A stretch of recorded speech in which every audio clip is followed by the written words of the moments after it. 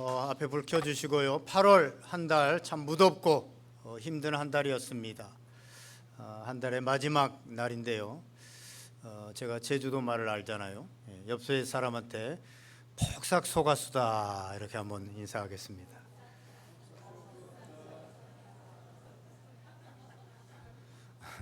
속았다는 말이 아니고 수고 많으셨습니다 라고 하는 그런 말입니다. 한때 드라마 제목으로 굉장히 유명했기 때문에 여러분들이 알고 있으리라 생각하고 인사드렸습니다.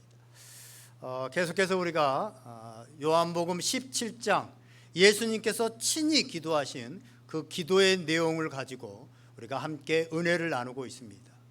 이 요한복음 17장 예수님이 친히 기도드린 이 기도를 우리가 묵상하는 동안 다시 한번 우리의 죽어 있었던 기도 생활이 회복되어지고 기도의 은혜와 응답의 축복을 받는 복된 시간이 되어지고 그런 은혜가 여러분의 삶에 가득하게 되시기를 주님의 이름으로 간절히 축원드립니다.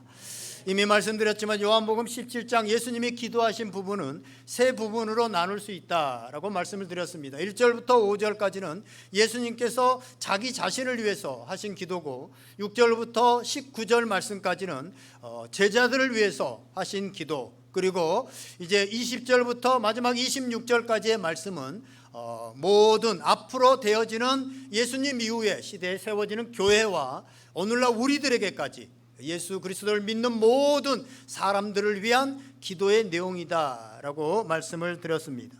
오늘 그래서 우리가 보는 말씀은 지난주에 이어서 예수님께서 친히 자신을 위해서 하신 기도의 내용입니다. 우리 많은 그리스도인들이요 그런 생각을 합니다. 기도는 남을 위해서 하는 것이 진짜 기도고 자기를 위해서 기도하는 것은 뭔가 이기적이고 미성숙한 기도다라는 생각들을 많이 합니다.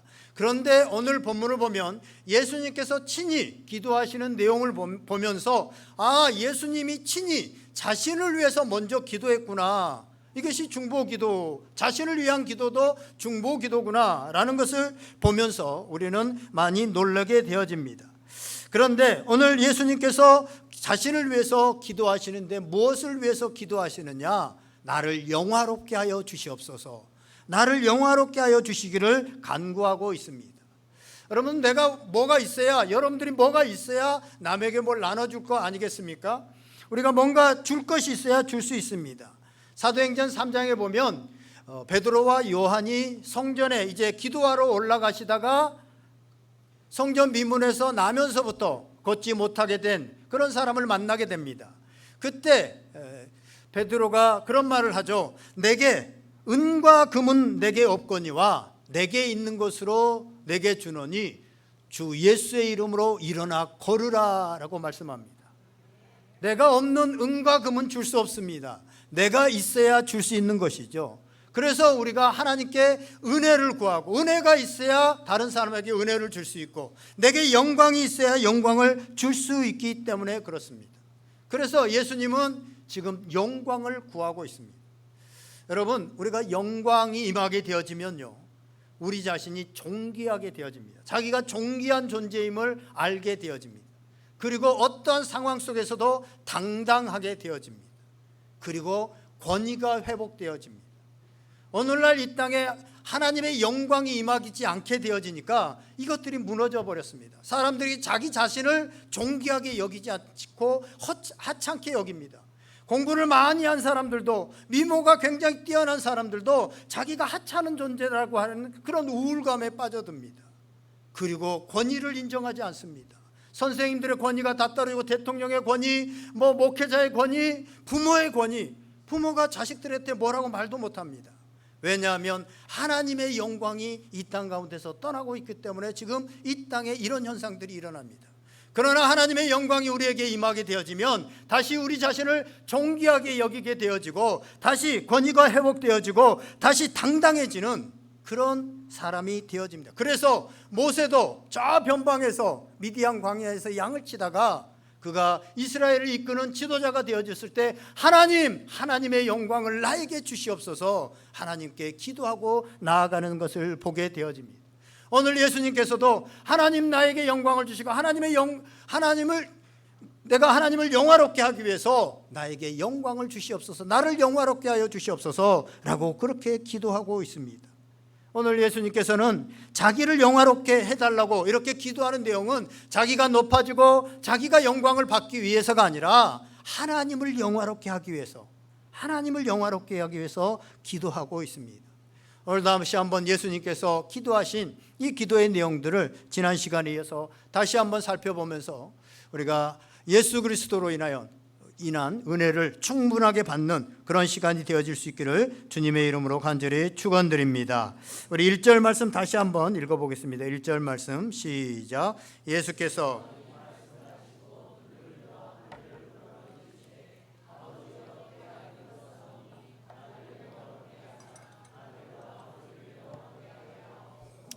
아멘. 지난주에도 말씀드렸지만 여기에서 여기에서 말하는 아버지여 때가 이르러 싸운 이 때는 십자가를 져야 할 때, 그리고 아들을 영화롭게 해달라고 하는 것은 뭐 높은 지위에 높은 데 올라가게 해달라는 것이 아니라 십자가의 이 고난을 피하지 않게 해달라, 이 십자가를 질 수 있게 해달라라고 하는 것이다라는 말씀을 지난주에 드렸습니다. 십자가를 짐으로 인해서 하나님을 영화롭게 하는 것인데, 그러기 위해서 내가 흔들리지 않게, 내가 유혹받지 않게, 내가 이 자리에서 도망가지 않게 해주십시오 라고 하는 기도가 들어있고, 내가 상처받지 않고 자존심 상하고 또 모함을 당해도 이 길을 가게 해주십시오. 어떤 유혹이 닥칠지라도 물리치게 해주시고 어떤 시험도 이기게 해주십시오. 그래서 이 길을, 정말 이 힘든 길을 끝까지 갈 수 있도록 인도하여 주시옵소서. 이런 기도가 바로 나를 영화롭게 하사 아버지 하나님을 영화롭게 하게 해 주십시오 라는 기도 속에 들어있습니다. 예수님은 자신이 이 세상에 온 사명과 목적을 분명히 알고 있었기 때문에 내가 흔들리지 않도록, 내가 딴 생각하지 않도록 내가 이 길을 걸어갈 수 있도록 해 주시옵소서라고 기도한 것입니다. 요즘 새벽에 우리가 다니엘서 말씀을 묵상하고 있고 지난 금요일에도 함께 묵상했습니다만, 다니엘이 살았던 시대, 그 시대는 포로로 잡혀가고 성전이 다 무너지고 하나님을 예배할 수 있는, 제사할 수 있는 그런 처소도 없는 그런 시대였습니다. 뭔가를 희망할 수 없고 거룩하신 하나님께 예배할 수 없고 모든 경건함이 다 무너져버린 그런 시대 가운데 그냥 자기를 놔두면, 그 시대에 그냥 놔두면 자기도 똑같이 세속화되어지고 세상 사람들 바벨론화, 세상을 대표하는 바벨론화 되어지기 때문에 뜻을 정하여서 나는 하나님의 말씀을 따라 하나님을 섬기며 살아가겠노라 라고 하는 뜻을 정하여서 그가 기도하며 나아가고 있는 것을 보게 되어집니다. 우리가 교회 일을 하다 보면 연말쯤 되면, 사무총회가 될 때쯤 되면 이제 교사, 구역장 이런저런 봉사들 그만하고 편하게 그냥 예배만 드리면서 그렇게 신앙생활하고 싶다라고 그렇게 생각하는 사람들도 있고 한 번쯤 아마 생각해 봤을 겁니다. 목회자인 저도 가끔 그런 생각들을 하는데 여러분들 오죽하겠습니까? 그런데 오늘 예수님은 이렇게 기도합니다. 아버지여, 내가 이 길, 십자가의 길을 계속해서 keep going, 계속해서 내가 걸어갈 수 있도록, 이 길이 어렵고 힘들고 포기하고 싶을 때도 이 길이 옳은 길이기에, 이 길이 하나님께 영광을 돌리는 기에, 이 길이 나에게 준 사명의 길이기에 내가 이 길을 계속해서 걸어갈 수 있도록, keep going 할 수 있도록 하나님 인도하여 주시고 영화롭게 하여 주시옵소서 라고 그렇게 기도하고 있는 것이 바로 이 1절의 내용입니다. 계속해서 우리가 2절 말씀을 보면 아버지께서 아들에게 주신 모든 사람에게 영생을 주게 하시려고 만민을 다스리는 권세를 아들에게 주셨음이로다 라고 말씀하고 있습니다. 그렇다면 예수님이 기도하신 나를 영화롭게 하시옵소서, 나에게 이 영광을 주시옵소서, 이 영화라는 게 뭡니까? 좀 넘어가서 5절에 보면 아버지여, 창세전에 내가 아버지와 함께 가졌던 영화, 아버지와 함께 가졌던 영화로서 지금도 아버지와 함께 나를 영화롭게 하여 주시옵소서. 그 영화를 2절에서는 권세다, 만민을 다스리는 권세다라고 말씀하고 있습니다. 이 권세를 다시 주시옵소서, 다시 내가 확신하게 하여 주시옵소서. 모든 사람에게 영생을 주게 하시려고, 또 사명을 감당하게 하시려고 아들에게 주신 권세를 얘기하고 있습니다. 주님께서는 사명을 감당하기 위해서 하나님께서 자신에게 권세를 주셨음을 말씀하고 있습니다. 마찬가지로 오늘 예수님을 믿는 우리 모두에게도요, 하나님께서 이 권세를 주셨습니다. 예수님께 아들로서의 권세를 주셨다면 우리에게는 자녀로서의 권세를 주셨습니다. 요한복음 1장 12절, 영접하는 자, 곧 그 이름을 믿는 자들에게는 하나님의 자녀가 되는 권세를 주셨습니다. 우리에게도 권세를 주셨습니다. 이 권세가 없다면 우리는 나약해지고 연약해질 수밖에 없고 아무것도 할 수 없습니다. 그런데 하나님께서 우리에게 권세를 주셨습니다. 설교자인 저에게도 주셨습니다. 아마 이 권세가 없다면 여러분들이 오늘 여기 나와서 제 설교를 인생도 더 좋게 살았고 별로 뛰어나지도 않는, 세상에 얼마나 좋은 강의가 많고 멋진 연설들이 많습니까? 그래서 여기서 제 설교를 듣고 있겠습니까? 그런데 하나님께서 권세를 주셨기 때문에 여러분들이 듣고 있는 거 아니겠습니까? 여러분들에게도 주변 사람들을 구원하시기 위해서, 영생을 주시기 위해서 권세를 주셨다는 것입니다. 하나님께서 여러분의 주변 사람들에게 영생을 얻도록 이 권세를 주셨는데, 이 권세를 땅에 묻어두지 마시고 예수님처럼 사용하셔서 여러분의 옆에 있는 사람들이 영생을 얻게 되어지는 이런 축복이 있게 되기를, 여러분들이 그 구원의 통로가 되어지기를 주님의 이름으로 간절히 축원드립니다.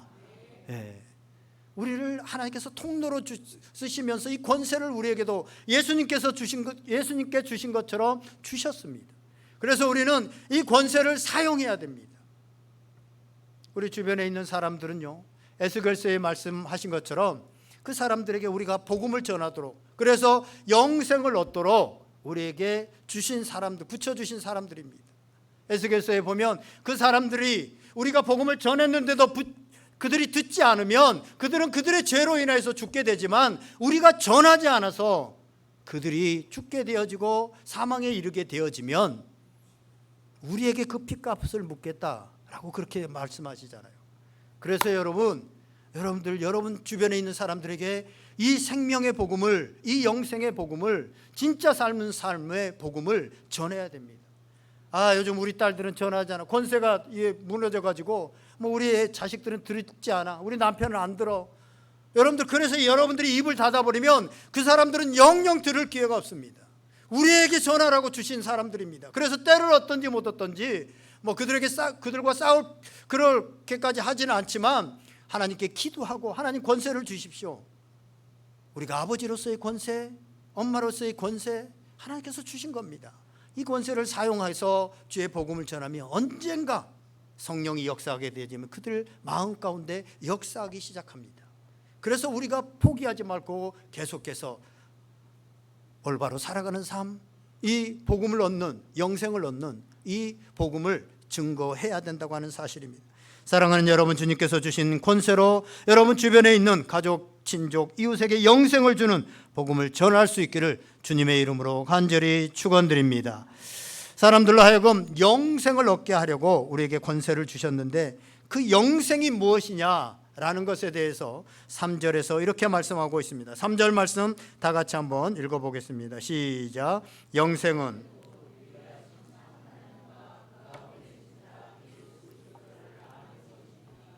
아멘.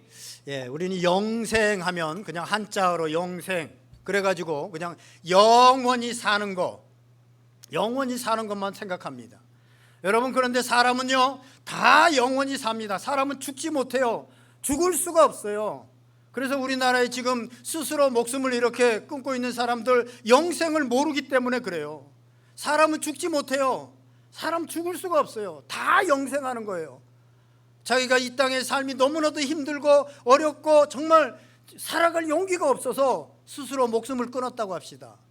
그래도 죽지 않아요. 영원히 지옥에서 사는 거예요. 사람은 죽지 않습니다. 죽을 수가 없어요. 그런데 영생의 삶을 사느냐, 천국의 삶을 사느냐, 지옥에서 사는 삶을 사느냐죠. 그런데 이 영생의 삶을 살기 위해서는 유일하신 참 하나님과 그가 보내신 자 예수 그리스도를 아는 것이 영생의 삶의 시작이 되어진다.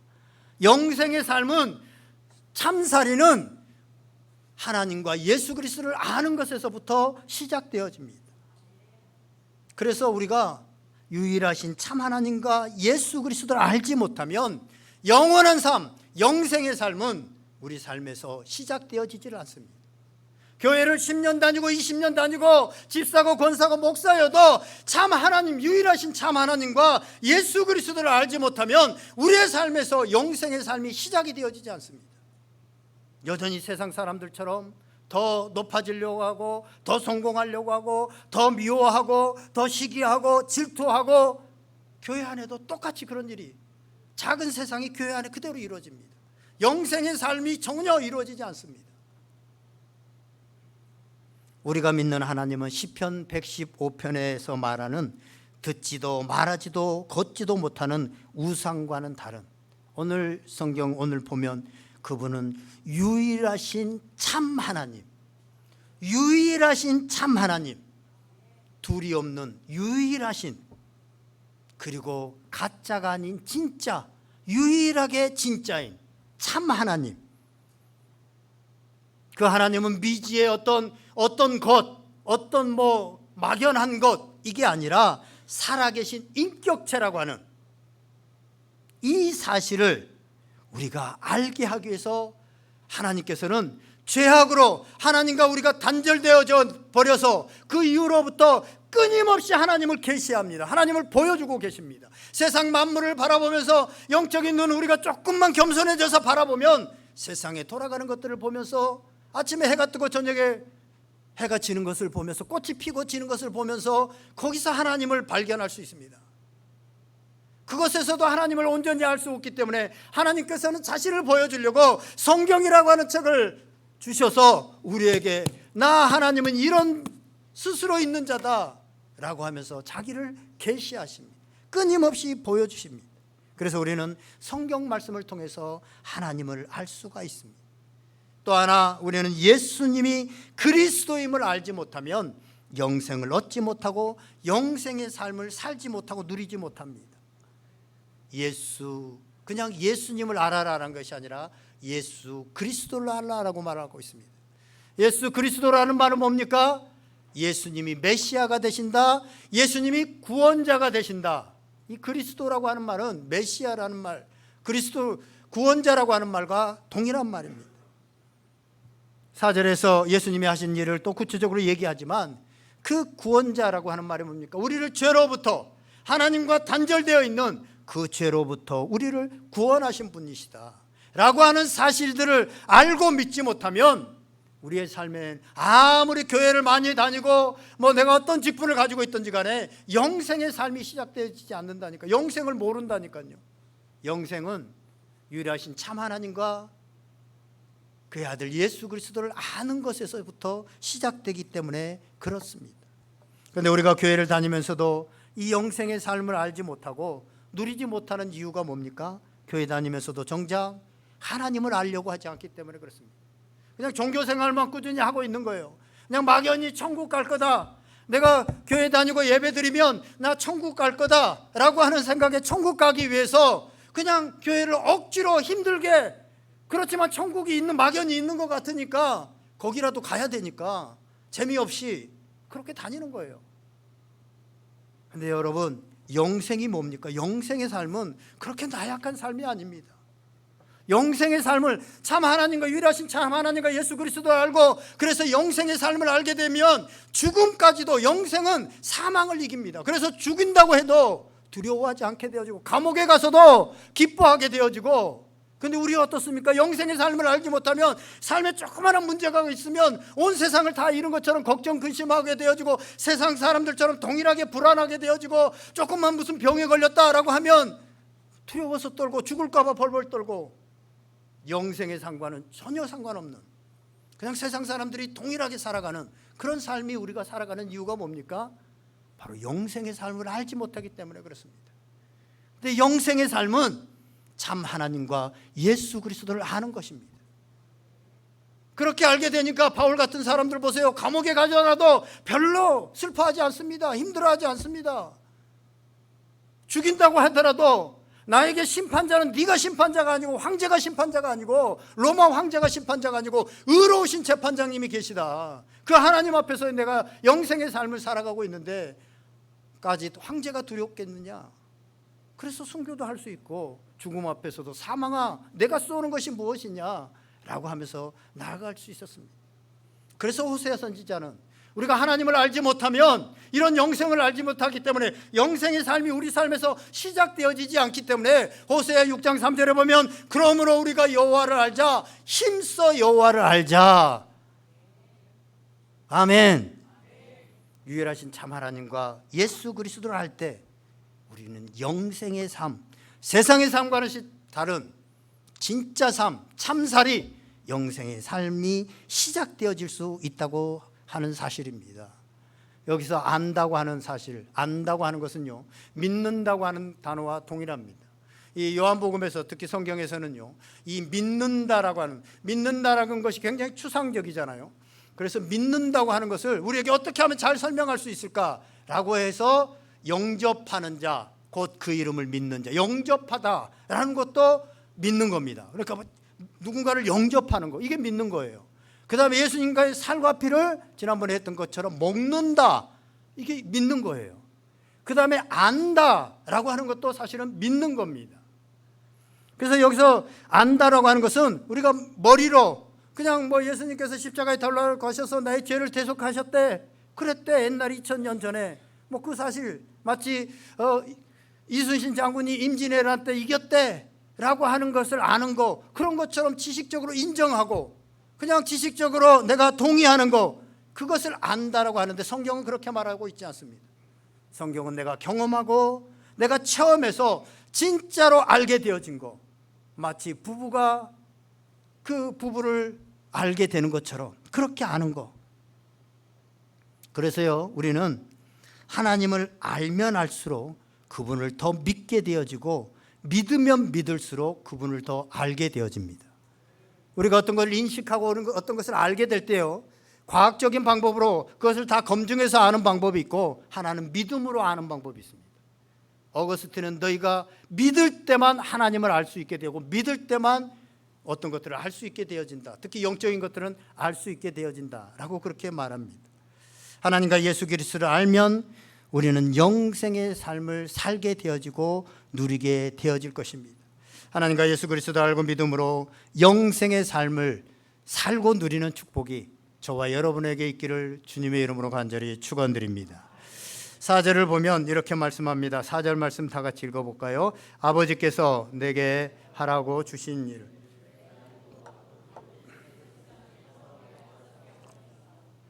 아멘. 예수님은 하나님께서 주님께 하라고 주신 일을 이루어서 이 세상에서 하나님을 영화롭게 했다. 하나님께서 예수님에게 하라고 주신 일이 뭡니까? 모든 인간들로 하여금, 모든 사람들로 하여금 이 영생을 아는 삶, 이 영생을 살아갈 수 있는 삶. 그래서 세상의 작은 일에 슬퍼하고 염려하고 평안을 잃어버리고 미워하고 시기하고 질투하고 다투고 전쟁하고 이런 삶이 아니라 어떤 상황 속에서도 마귀가 유혹하고 이런 상황 속에서도 마음의 평안을 잃어버리지 않고 사랑으로 살아내는 삶, 이런 영생의 삶을 살게 하기 위해서 우리 죄를 위해서 십자가에서 죽으신 것입니다. 죄가 있으면 하나님을 알지 못하게 되어지고 하나님과 단절되어지게 됩니다.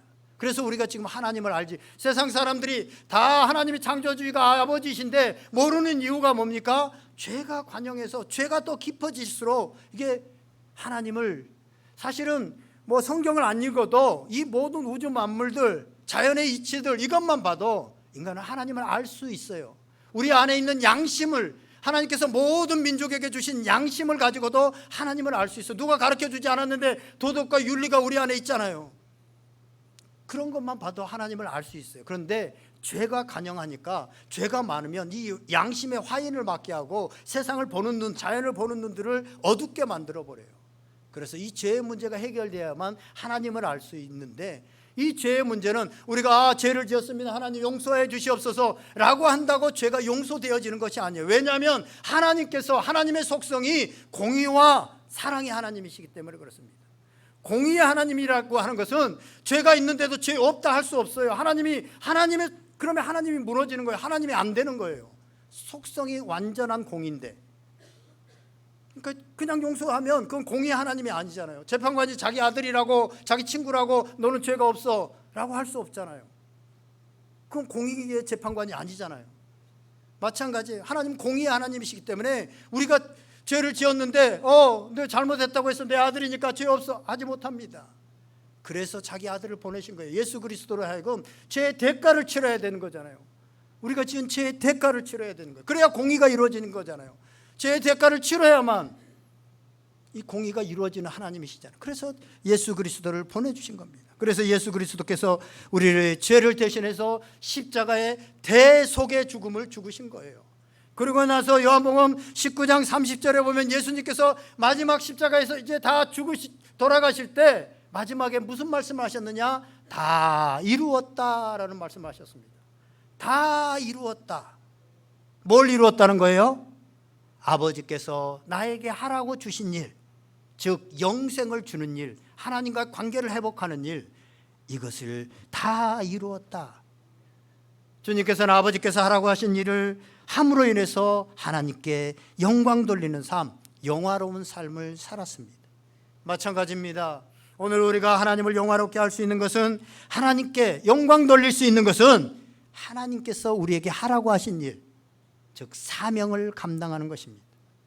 죽음 앞에서 이제 죽음이 내일 모레 다가와. 어떤 사람들은 그냥 갑작스럽게 죽는 사람들도 있지만, 많은 사람들이 죽음이 가까웠음을, 임박한 것을 느끼게 되어지잖아요. 예를 들어서 암이 아주 깊어졌다든지, 아니면 자기 몸에 이제 일어날 수 없는 이런 것들을 알게 되잖아요. 그때 여러분, 내가 인생 70, 80을 살았는데 참 내 인생 허무하다, 뭘 했는지 참 아쉽다, 후회만이 남는 것이 아니라 예수님께서 말씀하셨던 것처럼 다 이루었다, 참 가치가 있었다 라고 고백하게 되려고 하면, 여러분들 돈을 많이 버는 것도 아니고 여러분들 많이 즐기는 것도 아니고, 하나님께서 여러분들에게 주신, 오늘 우리에게 주신 그 사명을 이루었을 때 마지막에 주님 앞에 배웠고 주님을 만나는 것이 떳떳하고 자랑스럽기 때문에 여러분들 마음의 뿌듯함으로 육체의 죽음을 맞이할 수 있을 것입니다. 제가 주일 오후에 여러 번 말씀드렸지만, 하나님께서 우리를 부르신 이유가 있어요. 부르신 이유가 두 가지라고 말씀드렸죠. 첫 번째는 왜 불렀습니까? 우리를 구원해로 불렀습니다. 우리를 구원하시기 위해서, 구원해서 하나님의 백성 삼아주시고 하나님의 나라를 소유하게 하기 위해서 우리를 불러주셨습니다. 또 하나의 부르심 뭡니까? 그 부를 때 동시적으로 이루어지는 것은, 만약에 우리를 구원해로 천국 백성 되게 하기 위해서 부르셨다면 오늘 부르시고 내일 죽으면 됩니다. 그러면 가장 복된 삶이에요. 왜냐하면 이 땅의 삶이 아무리 좋고 아무리 훌륭해도 천국의 삶보다는 못하거든요. 그러니까 천국에 데리고 가면, 그리고 이 땅에 자녀들 누구 형제 남편, 하나님이 다 책임지시거든요. 내가 책임지는 것보다 하나님 더 잘 책임지시거든요. 그런데 하나님께서 우리를 데리고 가시지 않는 이유는 뭐예요? 사명이 있기 때문에 그렇습니다. 하나님께서 우리를 아직 데리고 가지 않았다면 아직 우리가 여기에서 사명이 있는 거예요. 그때 제가 아팠을 때 그 얘기했잖아요. 사명이 있는 자는 죽지 않는다고. 사명이 끝나면 데려가는, 그게 나이와 상관없이 사명이 있으면 하나님께서 남겨두시는데, 하나님께서 그 사명으로 우리를 부르셨는데 그 사명을 감당하는 것이 가장 우리가 복된 길이고 하나님을 영화롭게 하는 길이라고 하는 사실입니다. 사도 바울은 이것을 알았습니다. 그래서 좋은 가문에서 태어나서 많이 배우고 편안하게 살 수 있었지만, 하나님을 영화롭게 하는 삶이 가장 복된 삶이고 가장 가치 있는 삶이고 가장 의미 있는 삶이다. 나를 보내신 자, 나를 만드신 자, 그렇지 않습니까? 이 컵을, 물을 담아서 마시라고 이 컵을 만들었는데 이 컵을 가지고 다른 데다가 쓰고 있다. 예를 들어서 말 안 듣는 사람 머리통 맞추는데 사용하고 있다. 그렇다면 이 만든 사람이 얼마나 안타깝겠습니까? 그리고 이 컵은 금방 깨져버리겠죠. 목적에 맞는, 하나님 우리를 만드신 그 하나님의 목적에 맞게 우리가 사용되어질 때, 그것을 감당할 때 이런 것들은요 다 자기 스스로 뭘 못하죠. 그런데 하나님께서 우리에게 인간만은 자유의지를 주어서 이걸 선택할 수가 있는 거예요.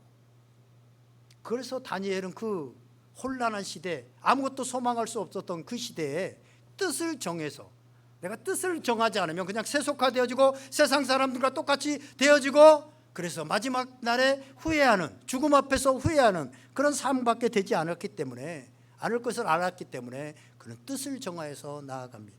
하나님께서 우리를 사명회로 부르신 것을 알았기 때문에 바울은 자기가 가지고 있던 모든 것을 배설물로 여기고 몸에 병이 있었음에도 불구하고 집이 없이 떠돌아다니면서 감옥에 갇히고 매를 맞고 사람들에게 외면을 받으면서도 일생에 정말 귀한 자기의 그 하나님 맡기신 일을, 자기 인생을 투자하고 있는 것을 보게 되어지고 그렇게 살아가는 것을 보게 되어집니다. 그게 뭡니까? 바울의 고백 가운데, 바울의 기도 가운데 나옵니다. 에베소서 6장 19절에서 20절을 보면, 우리 앞에 화면을 보면서 한번 읽어보겠습니다. 바울이 이렇게 기도를 부탁하고 있습니다. 다 같이 읽습니다. 시작. 또 나를 위하여